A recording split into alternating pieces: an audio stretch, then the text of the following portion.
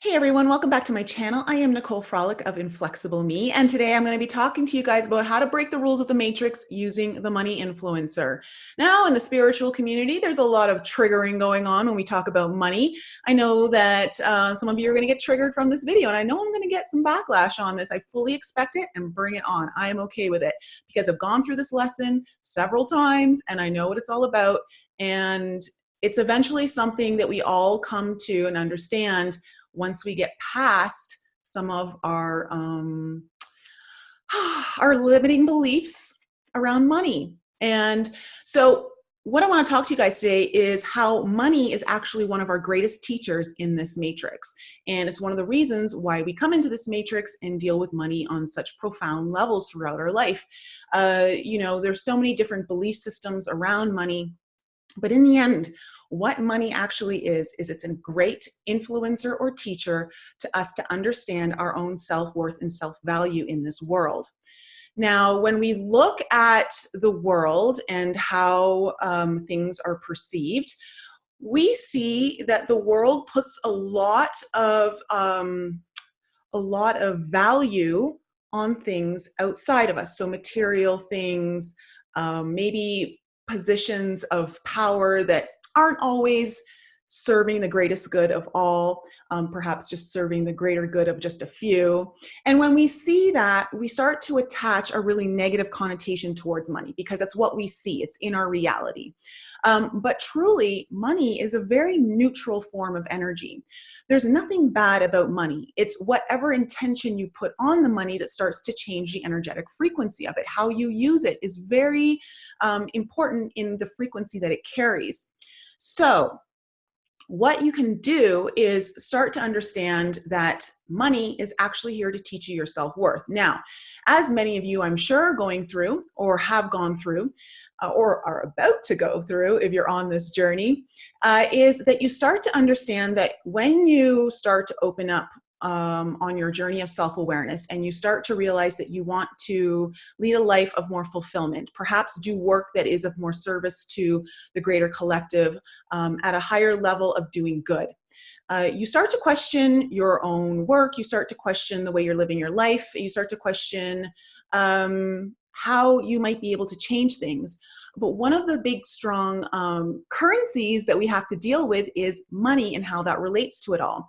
So when we have money coming in as a teacher, what it does is it shows us how we constantly look outside of ourselves to place our value, and how we look at things outside of ourselves to determine our value. When you go through this spiritual awakening, or self-awareness awakening, you start to realize, as you start to maybe go on this journey and you move into a line of work or something where you're not making as much money as you used to, it really starts to rip away at the ego. It starts to rip away at your own self-worth. But really what you start to understand is that it was a matrix of self-worth built on a foundation of false narratives, right? False lies or limiting self-beliefs.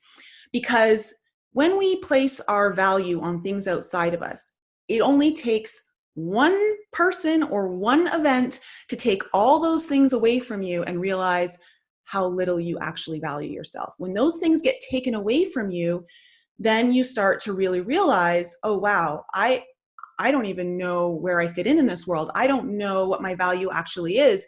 And you start to be concerned about perhaps how other people are perceiving you because you don't have some of these material values or status within your job or things like this. I went through it in probably the early 2010 to 15 kind of range, when I started to change professions and really started to move more into work that was of service to like others and really fulfilling me on a soul level. And I really realized that I've got to build my own self-worth from within first.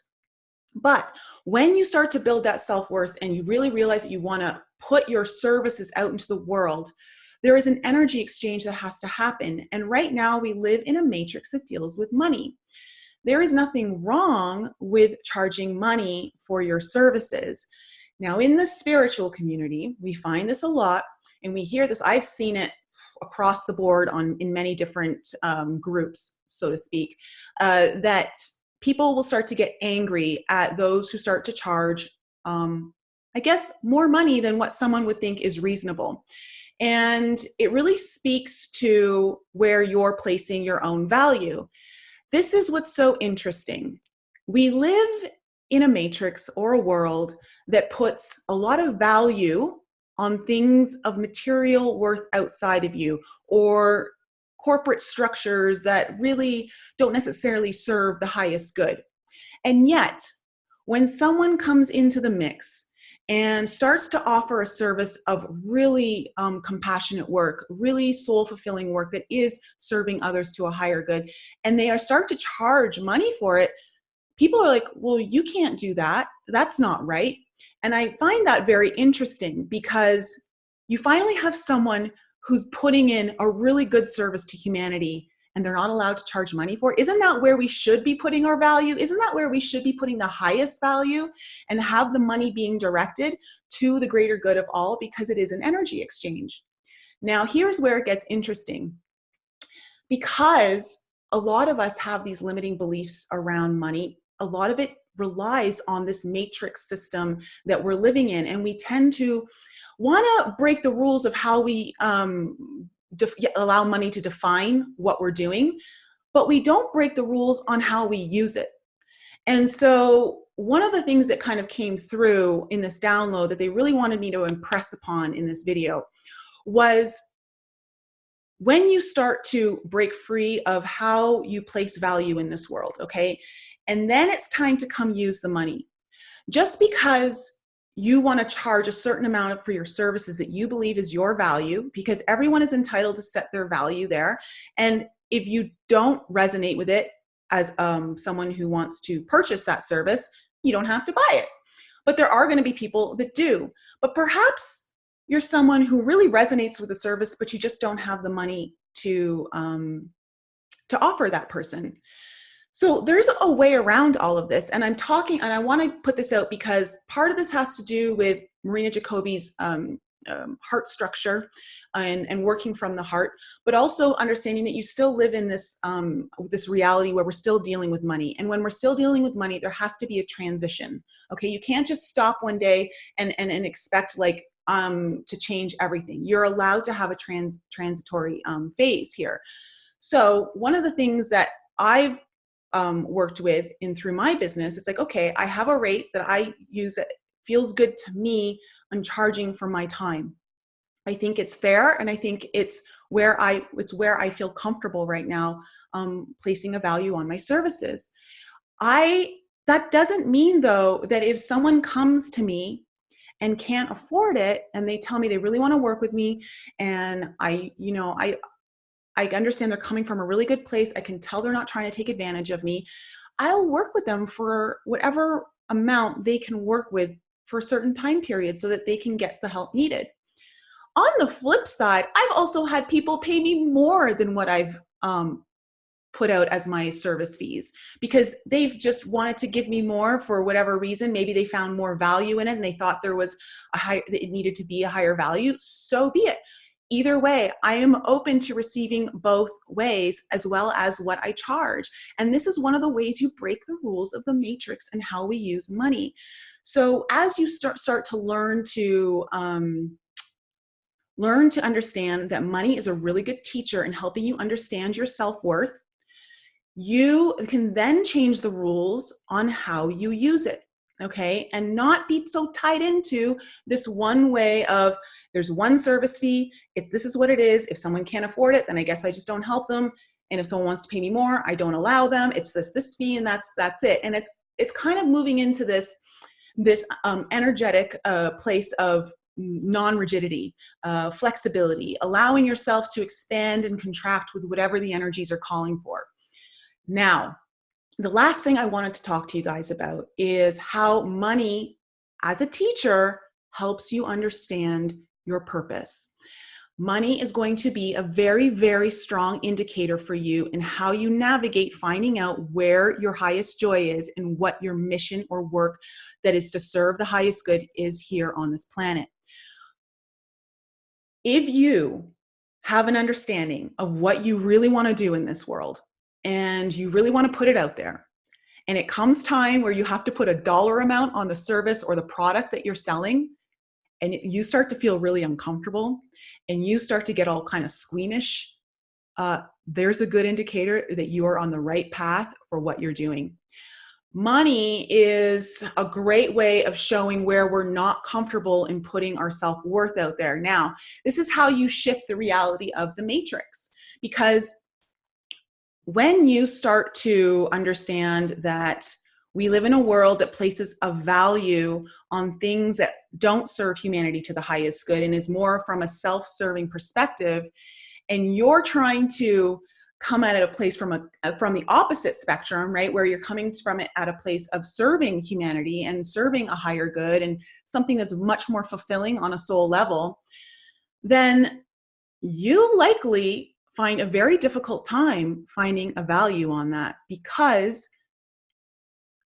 society is not yet ready to place value on that service on a greater level, on a whole level. I'm not talking about straight across the board, but when we kind of look at this from a broader spec, like the general rule, there's definitely exceptions. You know, people within our community are definitely starting to place value on that. And even outside of the community, there are people that are really willing to do that. But on a whole, you'll see that society in general is kind of like, I don't know about that. Like, did they get an education for it? Do they have a diploma? Do they have a certificate? Do they have some sort of accredited institution backing them up? This is how you know that you are venturing into a place that is going to really catapult you into a huge growth spurt of understanding your own value and how you're going to help shift the way everyone perceives money, value, and service to humanity. So use money as an indicator of, or kind of like a beacon of light, you know, almost like a flashlight flashing into the darkness of, you know, where you're going to be most helpful, because it's usually the places where we know deep down inside we can be of service to others, but we have a really hard time putting a dollar value on that. And when you have a hard time putting a dollar value on that, or you start to get anxious, you start to get scared, you start to say, I can't, I'm not worth that much. People aren't going to want to pay me that much. People are going to like laugh at me when I say that I want this much, or I deserve this much.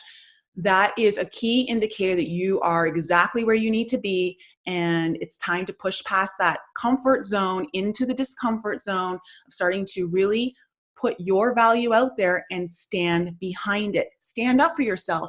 Be your own cheerleader. Be the person who like completely has your back in this and declares to the world, like, yeah, this is my value and I know I'm worth it. This is how you start to shift the perception. You can't just expect the perception to shift around you without you shifting your own perception of your own value. So as soon as you start standing up for it and you start honoring that value, then you start to give a permission slip to everyone else around you who's like, oh yeah, yeah. I think I want to work with this person. I think that what they're offering is of value.